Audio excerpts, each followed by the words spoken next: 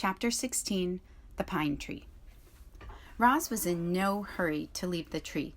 She stayed on her branch long after the bears had gone, enjoying some peace and looking herself over. In addition to bite marks and claw marks, the robot was also covered in dirt, which of course meant it was time for another cleaning. She was making good progress when she felt something sticky on her arm. The problem with sitting in a pine tree is that eventually the tree's sticky resin will find you.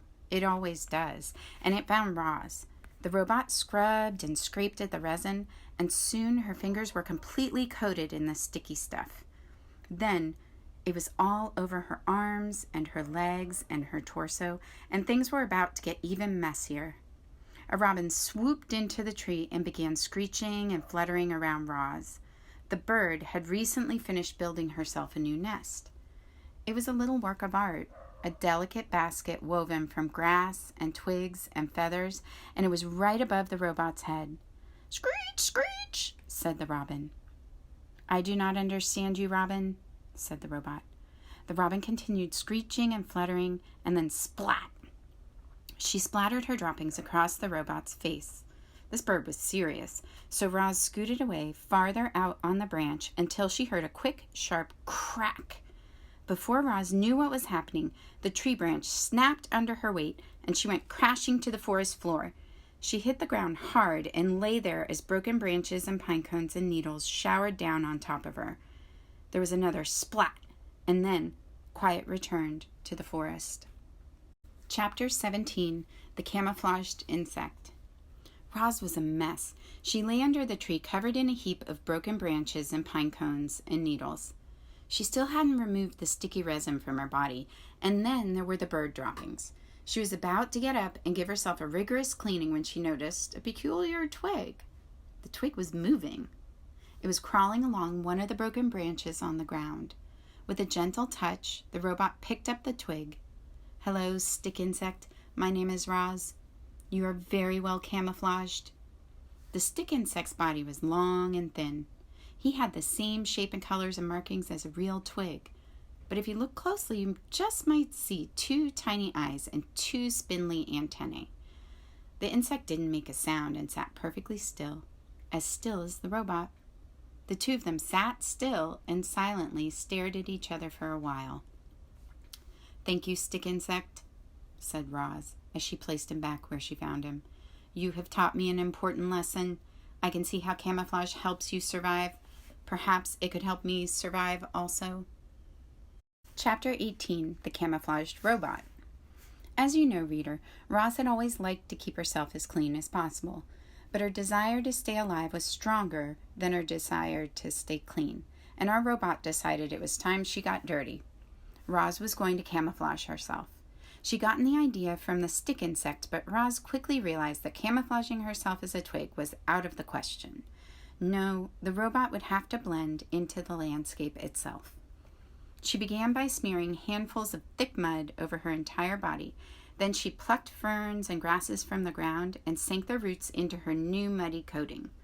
She placed colorful flowers around her face to disguise her glowing eyes, and any bare patches were covered with tree leaves and strips of moss. Our robot now looked like a great tuft of plants walking through the forest. She waited for darkness, and then she padded to the center of a clearing, nestled herself between some rocks, and became part of the landscape. A few hours later, the sky was brightening, the fog was lifting, the nighttime animals were slinking home, and the daytime animals were beginning to stir. It was just an ordinary morning on the island. However, there was that new tuft of plants in that one forest clearing. Only the bees had noticed the tuft. They buzzed around it, completely unaware that the robot was hidden beneath. And so Roz sat there, right in the open yet completely unseen, and observed the wilderness around her. She watched flowers slowly turn toward the sun. She listened to rodents crawl through the weeds. She smelled the moist, piney air. She felt worms wiggle against her muddy sides. A week later, the tuft of plants was gone, but there was a new clump of seaweed on the shore. A week after that, the clump of seaweed was gone, but there was a new bramble on the mountain. Then there was a new log on the riverbank. than a new rock in the forest. Chapter 19, The Observations.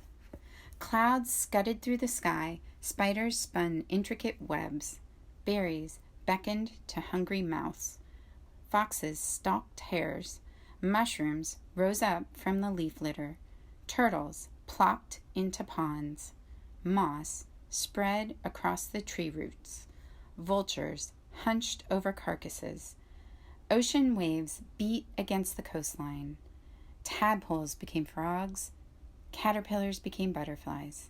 A camouflaged robot observed it all. Chapter 20, The Language of the Animals.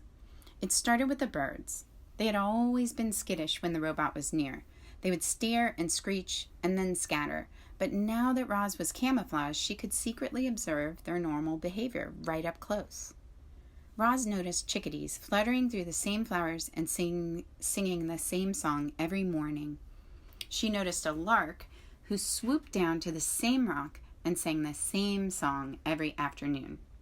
She noticed the same two magpies singing to each other from across the same meadow every evening. After weeks of robotically studying the birds, Roz knew what each bird would sing, and when they would sing, and eventually why they would sing. The robot was beginning to understand the birds. But she was also beginning to understand the porcupines and the salamanders and the beetles. She discovered that all the different animals shared one common language. They just spoke the language in different ways. You might say each species spoke with its own unique accent. When Roz first listened to the chickadees, their songs had sounded like tweet, tweedle, tweet, tweedle. But now when the chickadees sang, Roz heard, "Oh, what a lovely day it is. Oh, what a lovely day it is." Deer spoke mostly with their bodies. By simply turning her head, a doe could say to her family, "Let's look for clovers by the stream." Snakes often hissed to themselves things like, "I know there's a tasty mouse around here somewhere." Bees said very little. They used their wings to buzz a few simple words like nectar and sun and hive. Frogs spent much of their time searching for each other.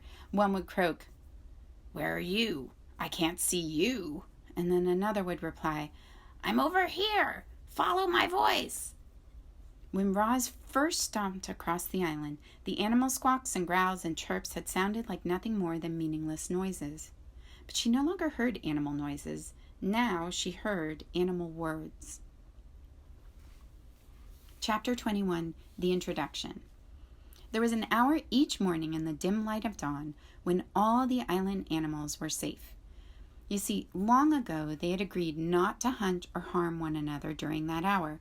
They called it the dawn truce. Most mornings, the island residents would gather in the great meadow and spend the hour chatting with friends. Of course, not everyone attended these gatherings.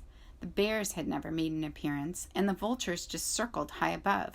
But on this particular morning, an unusually large group of animals had come out to discuss some important news.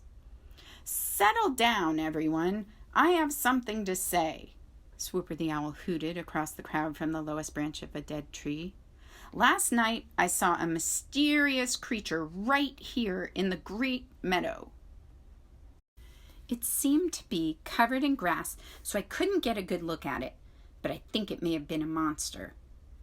Looks of concern swept over the crowd. "What was the creature doing?" said Dart the weasel. "It was speaking," said Swooper. "It kept repeating the same words over and over, but each time it sounded a little different. At first, it sounded like a cricket, and then it sounded like a raccoon, and then it sounded like an owl." "What was it saying?" said Dig Down the groundhog. "I could be mistaken, but I think it was saying, 'Hello, my name is Roz.'" The crowd began to chatter. "Just where was this creature?" said Fink the fox. Everyone turned as the owl slowly pointed his wing to a grassy lump in the meadow. It was a rather ordinary-looking grassy lump until it began to move. As you probably guessed, that grassy lump was Roz. She'd been there the whole time, Camouflaged, watching, listening, and with all the animals looking at her, she decided to introduce herself. The crowd stared in disbelief as the grassy lumps started shaking and bulging upward and crumbling apart, and there was the robot. Then, using her body and voice, the robot spoke to the animals in their own language. "Hello, my name is Roz." The crowd gasped. Swooper fluttered up from his branch and screeched, "It's the monster!" "I am not a monster. I am a robot." A flock of sparrows suddenly took off. "Leave us alone," squeaked Dart. "Return to whatever horrible place you've come from." "I come from here. I have spent my whole life on this island." "Why haven't you spoken to us sooner?" screeched the owl from higher up in the tree. "I did not know the animal language until now," said the robot. Crown Point the buck had heard enough, and he slipped into the forest with his family. "So what do you want from us?" growled Fink. "I have observed that different animals have different ways of surviving," said the robot. "I would like each of you to teach me your survival techniques." "I'm not going to help you," screeched the owl from the very top of a tree. "You seem so unnatural." "The monster is just waiting to gobble us up," shrieked Dig Down, and the groundhog disappeared into a hole. "I will not gobble up at anyone. I have no need for food." "You don't need food?" Fink relaxed a bit. "Well, I need food and lots of it. Why don't you make yourself useful and find me some food?" "What would you like me to do?" "Can you hunt?" "It's almost time for breakfast." "I cannot hunt, but I could gather berries." The fox's smile disappeared. "Berries? I'm hungry for meat, not berries. Good luck to you, Roz. You're going to need it." And the fox trotted away. Roz looked up at the tree, but the owl had gone, and when the robot looked down again, she realized that everyone else had gone too. Chapter 22, The New Word. A new word was spreading across the island. The word was Roz. Everyone was talking about the robot, and they wanted nothing to do with her. "I don't think I'll ever feel comfortable knowing that Roz is on the prowl." "I hope Roz camouflages herself as a rock forever." "Shh, there's Roz now. Let's get out of here." Roz wandered the island, covered in dirt and green growing things, and everywhere she went, she heard unfriendly words. The words would have made most creatures quite sad, but as you know, robots don't feel emotions, and in these moments, that was probably for the best. Chapter 23, The Wounded Fox. My face, my beautiful face! Somebody help!" Fink the fox was lying on a log, howling in pain with a face full of long, sharp quills. When Roz appeared, "Isn't there anybody else who can help?" "Would you like me to leave?" said the robot. "No, please don't go. I'll take what I can get." "What happened?" "I didn't think that porcupine could see me in the bushes, but when I went for his throat, suddenly there were quills in my face." "Why did you go for his throat?" "Why do you think? Because I was hungry." "If you had not attacked the porcupine, you would not have quills in your face?" "Yes, Roz, I know that. But a fox has got to eat. I just didn't expect him to put up such a fight. Look, there are even quills in my paws. I can't walk. My face is numb. I could die if you don't help me." "What would you like me to do?" said the robot. "I'd like you to pull out the quills." Roz calmly knelt beside Fink and said, "I will pull out the quills." The robot started to tug on a quill, but it snapped off in her fingers. Fink yelped and said, "Pinch it closer to the skin." So Roz pinched the broken quill closer to the skin, and then, very slowly, she pulled it out. The fox winced in pain and said through his teeth, "Please, Roz, pull them out faster. This is agony." Roz quickly tugged out another quill, then another and another. The fox lay perfectly still, eyes closed tightly, wind whistling through his nose, until every single quill had been removed and placed in a neat pile beside him. Fink struggled to his feet. Thanks, Roz. I owe you one. The fox smiled briefly, and then he limped away. Chapter 24, The Accident. As Roz wandered through the springtime, she saw all different ways the animals enter the world. She saw birds guarding their eggs like treasures until the chicks finally hatched. She saw deer give birth to fawns who were up and running in a matter of minutes. Many newborns were greeted by loving families. Some were on their own from their very first breath. And as you're about to find out, a few poor goslings would never even get a chance to hatch. Roz was climbing down one of the forest cliffs when the accident happened. The wind started blowing out of the north, and suddenly clouds were rushing over the island. With the clouds came a spring shower, a downpour actually, and there was our robot clamping her hands onto a wet block of stone on the side of the cliff. But the block couldn't handle the extra weight. As the heavy robot hung there, cracks suddenly shot through the stone and it started breaking apart. Down went the robot, plummeting into the treetops below. She crashed through branch after branch before finally hooking an arm around one. Then she dangled there, gently swinging as rocks roared past her on their way to the forest floor. When the dust settled, Roz shimmied down the tree trunk. The ground was littered with broken rocks and splintered wood and pulverized shrubs. And within all that rubble was a goose nest that had been torn to shreds. 2 dead geese and 4 smashed eggs lay among the carnage. The robot stared at them with her soft, glowing eyes. Something clicked deep inside her computer brain. Roz realized she had caused the deaths of an entire family of geese. Chapter 25, The Egg.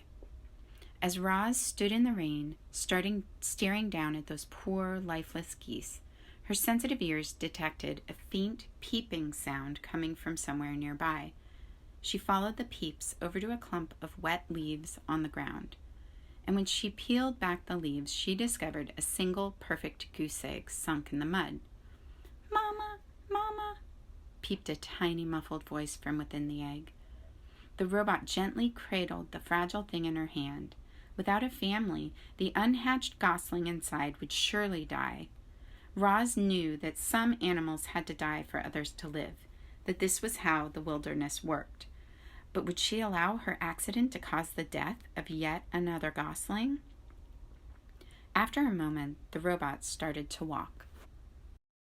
Carefully, holding the egg, she moved through the forest and away from that sad scene. But she didn't get far before Fink burst out from the bushes. "What happened? The whole forest was shaking." There was an accident," said the robot. "I was climbing those cliffs when the rocks started to fall."